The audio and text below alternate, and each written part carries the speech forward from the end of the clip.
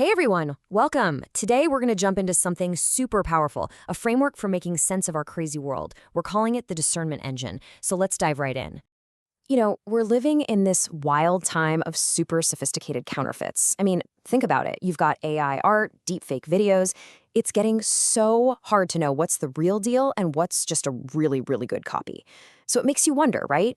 In this whole post-truth era, how do we figure out what's actually real? And here's the crazy part.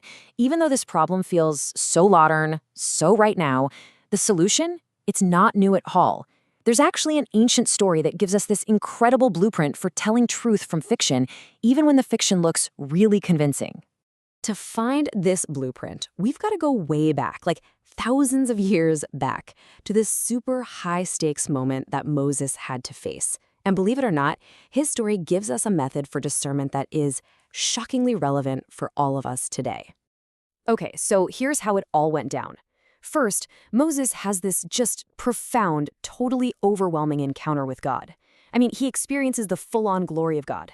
But then, just as quickly, that presence is gone. And Moses is left all alone, feeling superhuman and kind of weak. And it's right then, in that exact moment of vulnerability, that Satan shows up and demands to be worshipped. But get this, Moses doesn't even blink. He is not fooled for a single second. His response is just, bam, immediate, decisive. He just says, "Get thee hence, Satan, deceive me not." There's no hesitation, no maybe, just pure, rock-solid confidence. So that's the big question, right? How did he know? What was the secret? What was this engine that let him spot the fake so easily? And this is so important. It wasn't just a hunch. It wasn't a lucky guess or some vague feeling in his gut. No, Moses was coming from a place of absolute certainty. Why? Because he had a specific method for telling the difference. Okay, so the fancy term for this method is comparative epistemology. I know, it sounds super academic, but the idea is actually incredibly simple. It's just a way of knowing something's true by comparing it side by side with a genuine experience you've already had. You basically hold up the new thing and see how it measures up against the real deal. So let's look at how Moses did this. He remembers, wait a minute, when I was in God's presence, I literally couldn't even look at his glory with divine help. But now, facing the adversary, he realizes, I can look right at the sky, just as I am, in my natural state. And that's the tell. He instantly recognizes this so-called glory for what it is, a cheap knockoff, a superficial coating that has none of the real transformative power of the original. The scholar Hugh Nibley just nailed it when he said this. The adversary can't create anything.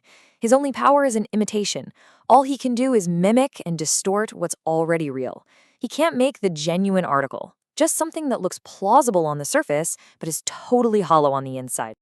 Okay, so this is all a fascinating story, but how do we actually use this? How can we take this ancient blueprint and apply it to our lives today, right now? How do we build our own spiritual filter for this crazy modern world? And that word, filter, is actually the perfect way to think about it. Elder Gary E. Stevenson gave this great analogy. He said, discernment is like a spiritual filter that helps you separate the clear signal, that vibration of truth, from all the static and noise of the world. It helps you tune in to what's actually real. All right, so here's your toolkit. This is how you build that filter. First, just like Moses, you've got to anchor yourself in the memory of those genuine spiritual moments. That's your benchmark. Second, you have to look for the fruits, the results. Does this thing, this idea, produce real peace, real joy, real clarity?